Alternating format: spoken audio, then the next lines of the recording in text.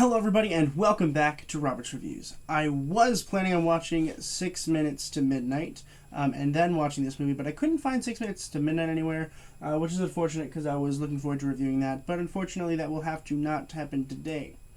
We shall see what happens in the future. I may or may not revisit it depending on how releases happen over the next couple weeks, but we'll see.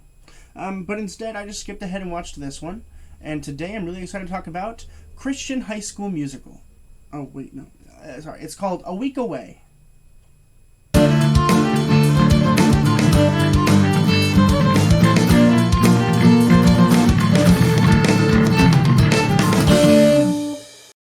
A Week Away was released in 2021, and it was written by Collie Bailey and Alan Powell, and it was directed by Roman White. And I did joke before my intro about a Christian High School Musical, but that is the best way to explain this. No spoilers from the movie, of course, but essentially what happens is we see a young man who looks similar to Zac Efron, who's a bad person. He steals cars and stuff, whatever. And instead of going to juvie, his principal, whatever, was like, "Hey, you can just go to this summer camp instead." So he goes, and then he quickly discovers it's a Christian camp. But he's okay with staying there because there's this really attractive girl that he likes there. And so throughout music and song, he learns about Jesus, and he learns about the love of his life, and he tries to figure out, who he really is and all that kind of stuff. It's an identity movie. It's a teen drama. It's a romantic drama. It's a musical, and it is a faith-based movie.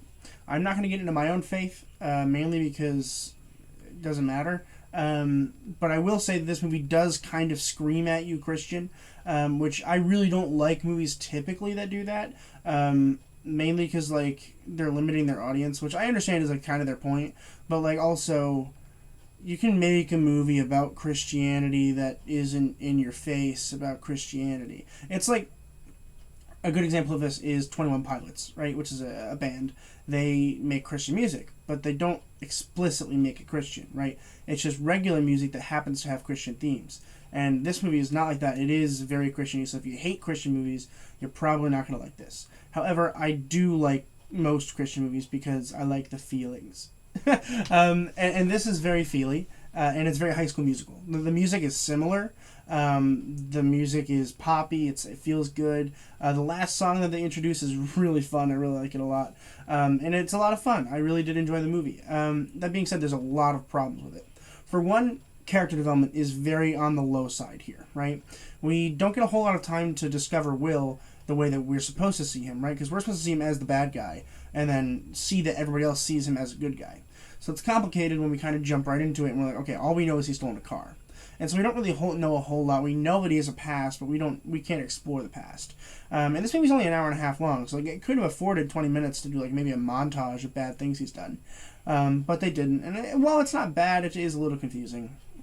And the other characters as well. I think they do have a lot of really good character development for Avery in this movie. I really do. I think it works really well for them.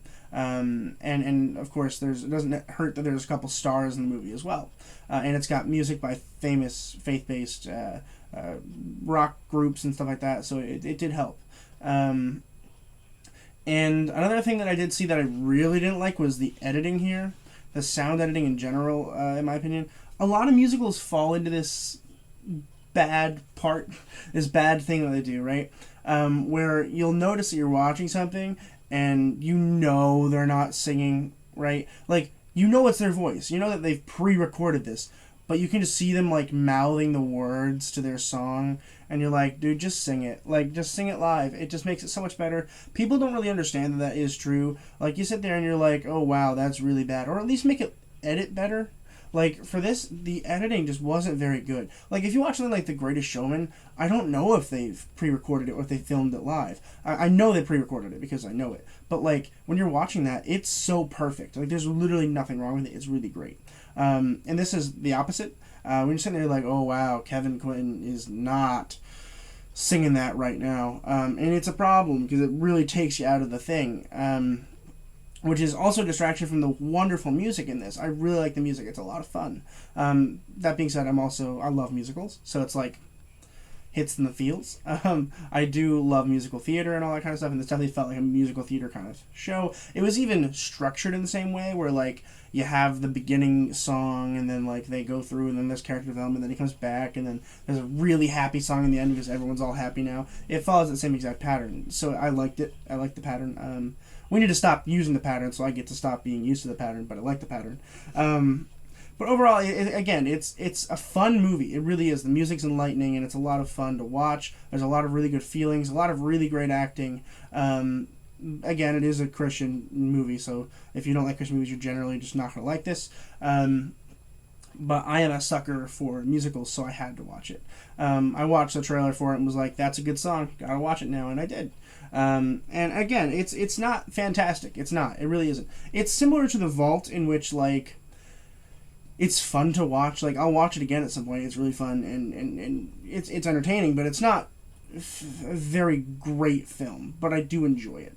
And I think it's better than The Vault, I in general, in terms of like actual filmmaking techniques and stuff. And I had a lot of fun watching it, and it's short too, so that's also a plus for me. Long movies are not my forte right now because I'm so busy with school and stuff, but that's all right. Let's go ahead and start talking about some of the acting here, starting with Kevin Quinn as Will. Will's great. I really, really like his character. I do wish we had a little bit more development in the beginning, but like as you move on, you really like him. I do get annoyed that he has his eyebrow like this the entire movie.